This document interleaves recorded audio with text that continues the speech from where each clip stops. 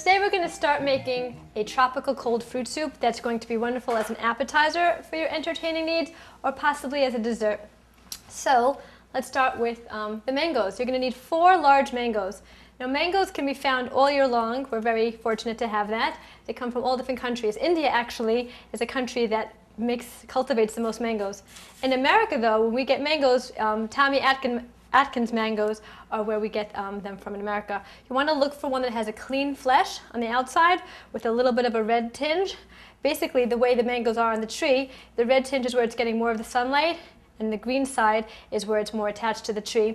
You want to feel a mango. If it's too hard, it's not ripe yet. It should be a little bit soft and possibly give a little bit of give.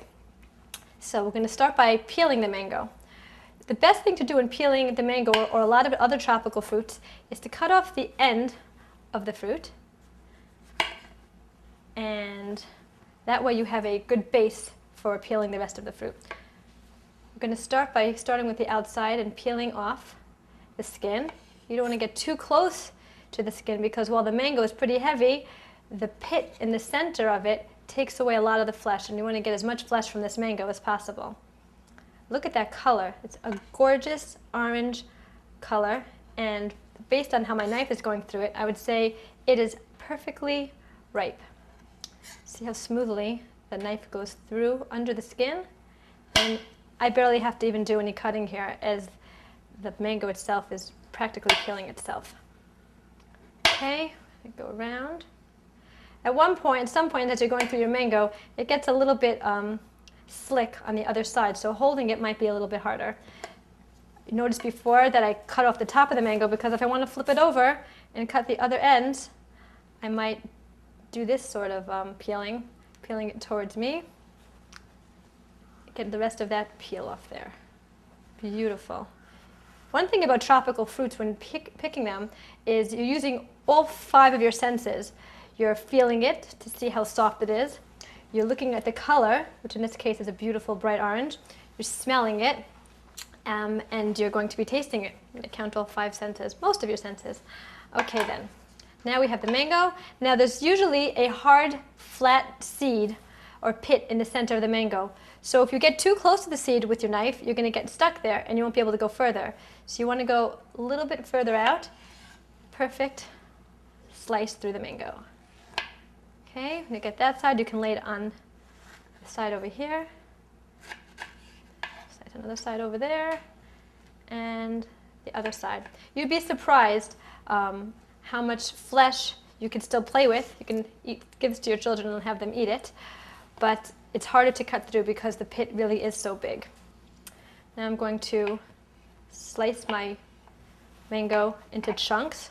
If you're really short on time for this recipe, since we are going to eventually be blending it, the size of the chunks is not really important. But sometimes what you save in time by not slicing it small enough will add time to the cooking time because there's more surface area to work with. Okay, beautiful. So I have my mangoes that I'm going to add to these beautiful ones that the assistants in the back were so kind to peel and cube for me. And here we go. Okay. Delicious. Now to cut time from this recipe, we used 2 cans of pineapples. You can use the chunks, you can use the rings, you can use crushed pineapple. It really doesn't make a difference because like I said, in the end, you're going to be blending this all together. So you have your 4 mangoes over here, you have your 2 cans of pineapple chunks, and you want to have the reserved juice because the juice is going to be an important component in this recipe. Now, I'm going to take my pineapple chunks and juice and pour them in. I'm going to take my mangoes and pour them in. The color is already beautiful. I'm anticipating a stunning soup here. Nice and tropical. And we need some more liquid besides the reserve liquid that we have from the pineapples. We're going to have 4 cups of orange juice. What I love about this recipe is all the ingredients are even numbers. So with 4 cups of orange juice and 4 cups of 4 mangoes and then 2 cans of pineapple chunks. If you ever see that you'd want to make some of this recipe, if you're not having as much company, you don't have time to really put it away, you can have everything. And the ratio is nice and simple. So I had 2 cups there, and another 2 cups of orange juice right over here. Any kind of orange juice will do. If you're afraid, something to have in your pantry or actually in your freezer would be some orange juice from concentrate, and then you can always just whip up a nice 4 cups of orange juice on the spot. To add a little bit of kick to this recipe, we're going to use 2 cups of this sweet white wine. Now you can use a wine like an Asti or a cream white because they have a higher sugar content. If you end up having not enough wine and you want to use a little bit less, or a little bit less or a different flavor of a white wine, it really shouldn't make that much of a difference because there is a high sugar content in the mango. About 15% of your mango is sugar, so that should temper out the sweetness for you. So you have your white wine, and you have your orange juice, your mangoes, and your canned pineapple. Now, there is a lot of sweetness to this recipe, so you're going to want to put some lemon juice in it to balance it out. Let's move that away. So we can have the cutting board for our lemon. Okay, beautiful, beautiful lemon. The best way to slice the lemon would be by going to the 2 opposite ends and slice straight down the middle. This will enable you to get the perfect part of the lemon. Lemons tend to have some seeds, so you will want to try to get those seeds out. It smells, the whole room smells like lemon now, just from cutting it in half, because this is a really nice one. When you're picking out your lemons, be sure to get ones that are bright in color without so much of a blemish. Okay, so I need the juice of 2 lemons. Because we want to make sure, in case we missed a pit, I almost missed a pit right over here. That wouldn't have looked very good, nothing. I always think it's a good idea to squeeze your lemons into another utensil. Okay. If you have any cuts on your hands, now's a good time to protect them because that lemon juice has a lot of acid. Squeeze the lemon out. Okay. I would say that 1 lemon yields about 3 tablespoons of juice, give or take. What's so good about making a soup is the measurements don't have to be so perfect. A little bit of one thing, a little extra of one thing, a little bit less of something else really won't alter the overall taste of it. You might want to experiment making this recipe and try a little bit less wine. You might want to try a different flavor wine. You might want to add another lemon. It's really all to your taste, which really is what makes it so nice. Now you have about half a cup of sugar. I'm going to pour that in. Okay. And finally, you want some spices, but the spices you need, you want the flavor to be in there, but you don't want them to ruin the recipe because of their graininess. While freshly ground cinnamon is always wonderful, cinnamon sticks are so intense and they have such a nice flavor that we're going to put 3 cinnamon sticks in here, and we're going to throw a few whole cloves that, while they're small, they're very intense. Okay, and this is called the garnet bag. That the point of this is that all the flavor will come out of here, but the actual spices will not get stuck inside. And right when you need to take it out at the end of the recipe, all you have to do is pick it up. Okay, dump that into the recipe. So now I'm going to take my soup, put it on the burner.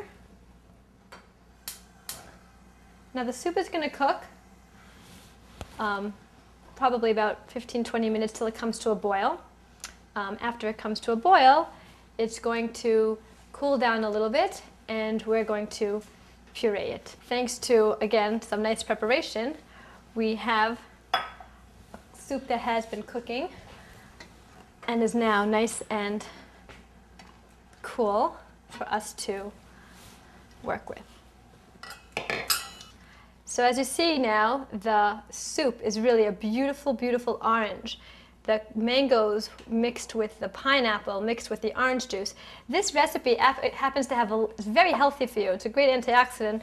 And mangoes are very high in vitamins A, B, and C. You have your wonderful vitamin C from the pineapples and also from the orange juice. So if you know someone who has a cold, you always think of chicken soup is good for a cold. Mango pineapple tropical soup is excellent for a cold.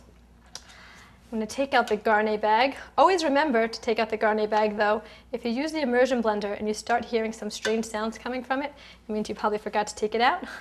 Just stop what you're doing and throw out that bag. Okay.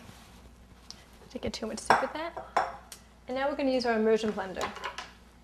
The immersion blender is one of the best inventions in the world. Before this was created, people had to take all their ingredients and dump them into a regular blender and then pour it out into another container. This blender does all the work for you. What's so nice is it comes apart for easy cleaning. Put it back together. It's a wonderful, wonderful tool. And you would think with an immersion blender that you have to do a lot of heavy work here. There really is very little heavy work to do with an immersion blender. Turn it on.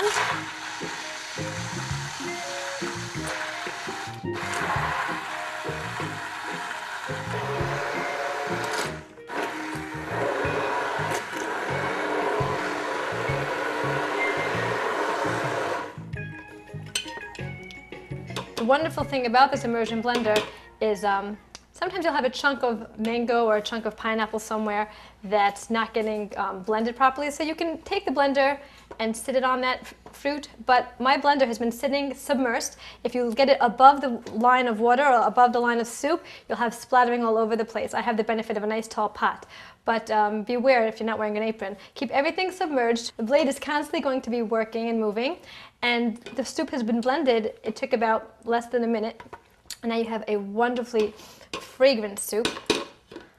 I can have this for breakfast, lunch, and dinner. This is delicious stuff. And for cleaning it, just take off the top and stick that in the sink. And be very, very careful with your immersion blender.